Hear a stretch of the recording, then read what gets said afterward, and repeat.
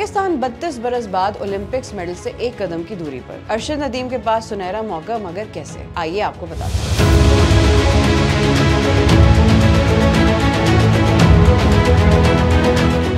पाकिस्तान 32 बरस बाद Olympics medal से एक कदम की दूरी पर है। ओलंपिक्स मेडल की पहली और आखिरी उम्मीद अरशद नदीम ने पेरिस ओलंपिक्स 2024 में जेवलिन थ्रो के फाइनल मुकाबले के लिए क्वालिफाई कर लिया है। फाइनल मुकाबला कल 8 अगस्त की रात 11:25 पर होगा। भारत के नीरज चोपड़ा 89.34 मीटर थ्रो की है और वो पहले नंबर पर रहे। ग्रेनाडा के एंडरसन पीटर्स 88.63 मीटर की थ्रो के साथ दूसरे नंबर पर रहे। पाकिस्तान के अरशद नदीम 86.59 मीटर की थ्रो फेंककर तीसरे नंबर पर रहे। याद रहे कि पाकिस्तान ने 1992 के बाद से ओलंपिक्स में कोई भी मेडल नहीं जीता। तब पाकिस्तान हॉकी टीम ने कांसे का तमगा जीता था। लगभग 32 बरस बाद अरशद नदीम की शक्ल में पाकिस्तान के लिए मेडल की उम्मीद बाकी है। अरशद नदीम पाकिस्तान के लिए कॉमनवेल्थ गेम्स में सोने और वर्ल्ड एथलेटिक्स चैंपियनशिप में चांदी का तमगा जीत चुके हैं। यूं वो पाकिस्तान की तारीख के अब तक के अजीम तरीन एथलीट बन चुके हैं। वाज़ेह रहे कि ओलंपिक्स मुंतज़मीन ने फाइनल मेडल राउंड के लिए क्वालिफिकेशन मयार को बढ़ा दिया है। इस बार कम से कम 84 मीटर की थ्रो करने वाले प्लेयर की